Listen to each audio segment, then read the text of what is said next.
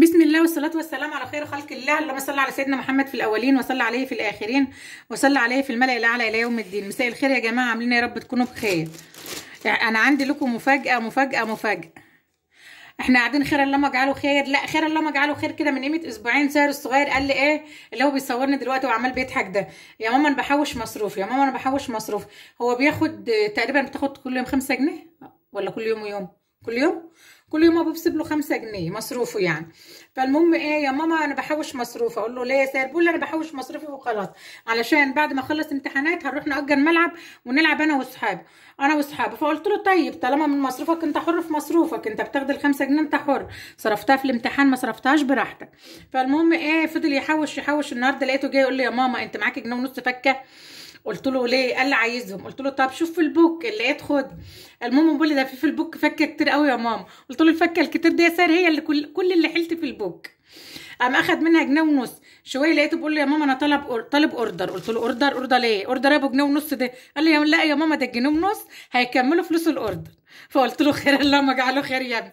لقيت الراجل بتاع الدليفري من محل مطعم همر جايب له الاوردر. شايفين اوردر قد ايه؟ فنقول بسم الله الرحمن الرحيم ونفتح كده الاوردر مع بعضينا. منديل ده برضو بفلوسنا، المنديل ده بفلوسنا اهو، عليه سياره. وده الاوردر كله بكام؟ الاوردر ده رسالة سمعهم 44 جنيه. كام؟ 44 جنيه. 4 بيضحك لانه مستشوي. ب 44 جنيه. ده صوص جبن. ده ايه يا ساه؟ جبنه بايه؟ بكام؟ 5. البرجر لوحده ب29. وده ايه؟ باكيت جبنه، صوص جبنه ب5. وخدمه التوصيل ب10. يعني كل الحوار ده بايه؟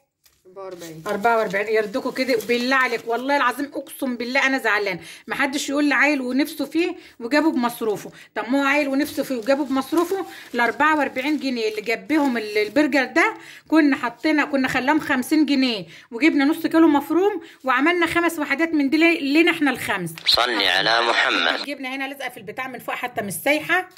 والله ما انا عارفه دي فراخ ولا لحمه. لحمه. وحبيت حته طماطم، فتفوت الطماطم وبصل. لو انا اللي حاطه له البصل ده والله العظيم 3 ما هو اكله اهو. يعني في عز ما انا عامله، وحياه ربنا ما بكذب عليكم، انتوا عارفين ان انا صراحه قد ايه. ده على الرخامه كده من بعد الاكل. عامله محشي خس النهارده قرداح اهو، والله العظيم ده محشي خس وقرداح. عاملاه بمكعب مرق وحبيتين بطاطس مقليين معاه.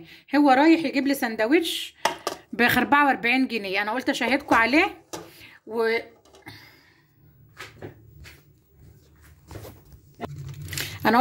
عليه يا جماعه، وعلى الغلطه الشنيعه الفناعه اللي عملها في حقي. يعني اما عيل لوحده ياكل، يجيب مهما يكون من مصروفه، حرام والله العظيم حرام، يجيب لقمه زي دي ب 44 جنيه. حتى لو قلت له ادي اخوك منها حته والله ما هيشبع لا هو ولا اخوه. ب 44 جنيه واحنا واكلين محشي خس وقرداح بطاطس مقليه. حرام ولا حلال يا جماعه؟ يلا قولوا له في الكومنتات بقى حرام عليك يا ساهر.